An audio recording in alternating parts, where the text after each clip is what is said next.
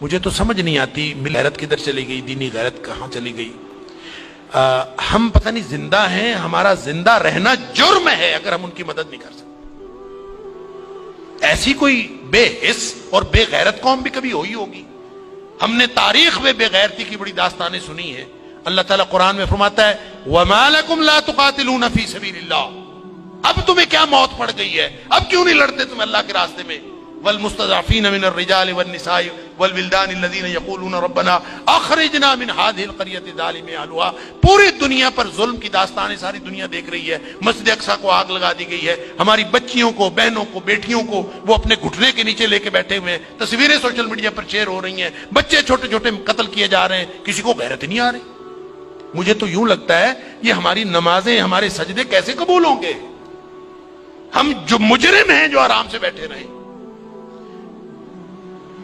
کیا کریں؟ بے بسی کی انتہا ہے۔ میرا دل یہ کر رہا تھا کہ میں پاکستان کے جو حکمران ہیں، اگر 58 اسلامی ملکوں کے حکمرانوں کو تو ہم کچھ نہیں کہہ سکتے، اپنے ملک کو حکمرانوں کو تو کچھ کہہ سکتے ہیں کہ حکمرانوں اور فوج کے سپہ سالاروں، اگر تم ان کی مدد کر سکتے ہو تو کرو، ذمہ داری تو تمہاری ہے۔ نہیں کر سکتے نا تو ہمیں ایک جہاز میں بھر کے وہاں بھیج دو، کم از کم ہم عزت کی موت ماری جائیں، کم از کم جا کے ہم وہاں پہ ان کے ساتھ شہید ہو جائیں، اللہ کو قیامت کے دن ہم اور نبی کریم صلی اللہ علیہ وسلم کو چہرہ دکھانے کے تو قابل ہوں کہ اللہ ہمیں غیرت تھی، ہمارے اندر کو ملی اور دینی غیرت تھی۔ تو دعائیں ہو رہی ہیں، وہ کوئی کہہ رہا ہے کہ اللہ تو کو ابابیل بھیج دے اور ان کی مدد کر دے، کوئی دعائیں کر رہا ہے، کوئی دعائیں کر رہا ہے۔ اس طرح کے لوگوں کی دعائیں اللہ قبول کوئی نہیں کرتا۔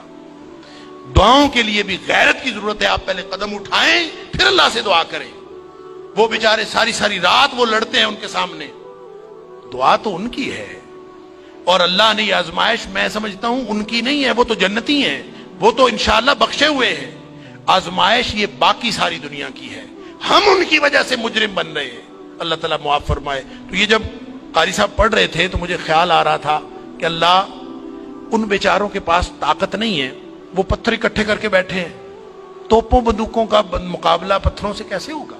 یا اللہ تو ابابیل بھیج دے، اور تو جس نے ابرہہ کو اور اس کے لشکر کو تباہ و برباد کر دیا تھا، اللہ اس دور جدید کے ابرہہ کو جو ہماری مسجد اقصیٰ کو تباہ کرنے کے لیے آیا ہے اور پوری ملت اسلامیہ دہشت گرد پھر مسلمانوں کو کہا جا، بدبخت پوری دنیا میں بدترین دہشت گردی کرتے ہیں اور پھر بات کرتے ہیں مسلمانوں کی دہشت گردی کرتے ہیں۔ میں تو سمجھتا ہوں پورے 58 اسلامی ملکوں کو اعلان جنگ کر دینا چاہیے، لڑتے لڑتے مر جانا چاہیے، اس زندگی سے وہ موت بہتر ہے۔ ہم نے کیا کیا ہوا ہے؟ کیسی زندگی، کیسا دین، کیا کلمہ پڑا ہوا ہے ہم نے، کیسی قرآن کی باتیں، کیا قرآن کے دروس۔ ہم یہاں سکون سے بیٹھے ہیں، پنکھے چل رہے ہیں، موج میلہ پانی پینے کو مل رہا ہے، نماز آرام سے پڑھ رہے ہیں، سجدے آرام سے کر رہے ہیں، وہاں ہماری بہنیں بیٹیاں لٹ رہی ہیں۔ کہاں گئی غیرت ہماری؟ انا للہ و انا الیہ راجعون۔